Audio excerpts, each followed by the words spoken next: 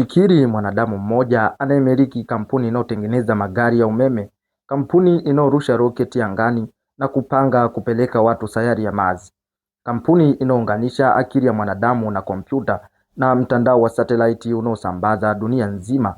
Huyu si mhusika wa movie ya kubuni bali ni Elon Musk. Lakini swali kubwa si nini anamiliki. Swali ni kwamba ana siri gani? Anaamka saa ngapi? Anawaza nini anapoangalia anga la usiku? Na muhimu zaidi, wewe unaishi maisha yako sasa hivi, unawezaje kuchukua spiriti na moyo wa Elon Musk? Elon Musk haamki kwa sababu alarm imelia. Anaamka kwa sababu ana lengo linalomfanya akose usingizi. Kwa kawaida Musk anaamka majira ya saa 11 asubuhi baada ya kulala kwa wastani wa masaa 6 pekee. Lakini hapa ndipo ilipo siri kubwa. Hapotezi muda. Akiamka tu, kitu cha kwanza anachofanya si kuangalia mitandao ya kijamii kujua nani alimsema vibaya. Huwa anajibu emails muhimu kwa dakika 30 za mwanzo ili kuweka mambo sawa.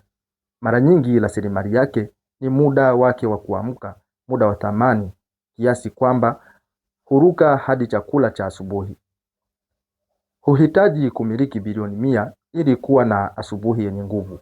Siri ya Elon Musk ni kwamba muda wa dhahabu. Amka mapema kabla ya ulimwengu haujaamka. Masaa ya alfajiri kuanzia saa 9, saa 10 asubuhi ni masaa ya dhahabu. Hakuna wa kukupigia simu, hakuna message za WhatsApp. Huu ndio muda wa kusoma kitabu, kupanga mikakati ya biashara yako, kufanya kazi ngumu zaidi. Ubunifu ukishinda asubuhi, basi umeshinda siku nzima. Elon Musk hujulikana kwa kufanya kazi katikati ya masaa kuanzia masaa 80 hadi 120 kwa wiki. Hii ni karibu mara 2 au 3 ya mfanyakazi wa kawaida anayefanya kazi kwa masaa yote bila kuchanganyikiwa. Anatumia mbinu inayoitwa time boxing kuweka muda kwenye sanduku. Musk hagawanyi siku kwa masaa, anagawanya siku kwa dakika, kwa vipindi vya dakika 5 kila kimoja.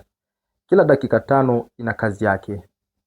Akikaa kwenye kikao, hakuna stori za pembeni, ni pointi, utatuzi wa tatizo na kusonga mbele. Pia Musk anaongozwa na kitu kinachoitwa first principle thinking, kufikiri kwa kutumia misingi ya kwanza. Hii ina maana gani? Badala ya kufanya jambo kwa sababu watu wote wanafanya, Musk anavunja tatizo hadi kwenye ukweli wa msingi.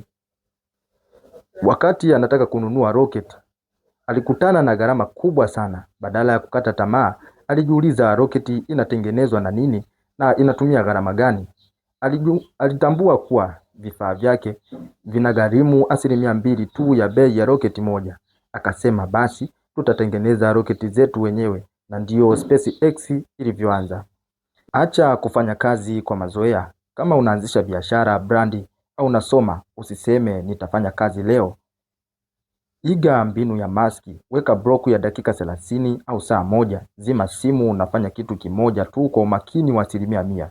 Vunja misingi ya matatizo yako. Kama unahisi huna mtaji wa kuanza jambo fulani, usilete kisingizio. Jiulize, ni nini kiini na ninachohitaji zaidi kwenye maisha? Kama ni ujuzi unaoweza kuupata bure YouTube, basi nenda katafute. Kama ni vifaa, unaweza kuanza na simu ulionayo mkononi sasa hivi. Usiige walipoishia wengine, bali jaribu kufanya kwa nafasi yako. Mwaka 2008 ulikuwa mwaka mbaya zaidi kwa Elon Musk. Roketi zake 3 za kwanza zililipuka kabla hazijafika angani. Kampuni yake ya Tesla ilikuwa inafilisika. Alikuwa amebakiwa na pesa za mwisho kabisa, ambazo zilitosha kuokoa kampuni moja tu na kuacha nyingine ife, au kuigawanya pesa hizo na kampuni zote mbili ziweze kufa. Mtu wa kawaida angefanya nini? Labda angesalimu amri na kukata tamaa, lakini mtazamo wa Elon Musk ulikuwa tofauti zaidi. Unaamini katika jambo moja kuu: kushindwa ni chaguo hapa. Kama mambo hayatofeli, basi haubuni kitu kipya cha kutosha. Musk alicheza kamari ya mwisho kwenye rocket ya 4. Ilifanikiwa kupaa angani. NASA ikampa mkataba wa mamilioni ya dola uliokoa SpaceX, na Tesla ikapata uwekezaji mkubwa. Mawazo yake ya baadaye, future plans, si tu kutengeneza pesa, ni kuhakikisha binadamu anakuwa na sayari nyingi multiple planet spaces. Kupitia mradi wa Mars Starship na kuondoa foleni duniani kupitia mashimo ya chini ya ardhi, The Boring Company anajenga kesho ambayo watu wengi wanaona ni jambo lisilowezekana. Kuwa na ustahimilivu wa chuma, mafanikio hayaji kwa sababu una akili sana, yanakuja kwa sababu una uwezo wa kuvumilia makosa na maumivu mara nyingi zaidi mtu mwingine bila kukata tamaa. Kama unapitia magumu sasa hivi kwenye masomo au biashara au kazi zako za ubunifu, kumbuka hapa ndipo unapotengenezwa kuwa mtu bora zaidi. Waza mbali, think big. Usiweke malengo ya kupata tu chakula cha leo. Weka malengo ambayo yakitimia yatabadilisha mfumo mzima wa maisha ya familia yako. Elon Musk anasema, kama kitu ni muhimu vya kutosha, unapaswa kujaribu hata kama matokeo yanayotarajiwa ni kushindwa. Siku ya Elon Musk inapoanza kuisha, mara nyingi huwa haishi kwenye klabu za usiku au starehe za anasa. Masaa yake ya jioni yanajazwa na vitu viwili vikuu: kusoma na kutatua matatizo ya kazi. Tangu akiwa mtoto nchini South Africa, Musk alikuwa akisoma vitabu kwa masaa zaidi ya 10 kwa siku. Alisoma vitabu vyote vya maktaba hadi vikaisha. Akasoma hadi kamusi ya Encyclopedia Britannica. Hata leo anapenda kujifunza vitu vipya kila siku. Huwa anaenda kupumzika majira ya saa 7 usiku akiwa ameweka akili yake tayari kwa ajili ya mapambano mengi kesho yake. Jinsi ya kuiga kwenye maisha yako. Chakula cha akili kabla ya kulala. Lisha akili yako kitu chenye thamani zaidi. Punguza kuangalia drama au vitu visivyokuwa na mahitaji mitandaoni.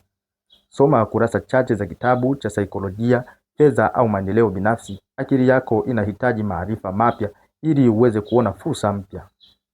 Huna haja ya kuwa Elon Musk ili ubadilishe ulimwengu. Unachotakiwa kufanya ni kuwa toleo bora zaidi lako wewe mwenyewe. Ukiamka kesho saa 10 asubuhi, kumbuka una masaa 24 ambayo Elon Musk pia anayo kama ya kwako. Tofauti haipo kwenye kiasi cha pesa ulichonacho, bali tofauti ipo kwenye nidhamu yako, kutumia muda na ujasiri wa kutoogopa kufeli. Anza sasa. Badilisha asubuhi yako, weka umakini kwenye masaa yako ya kazi, amini kwenye ndoto zako hata kama mtu anakuona mwenda wazimu. Kwa sababu watu ambao ni wenda wazimu kiasi cha kufikiri wanaweza kubadilisha ulimwengu ndio wanaofanya hivyo. Asante kwa kuangalia video hii. Kama imekutia hamasa, gonga like, gonga subscribe na usisahau kuweka maoni yako chini kwenye comment. Andika mimi ni mshindi.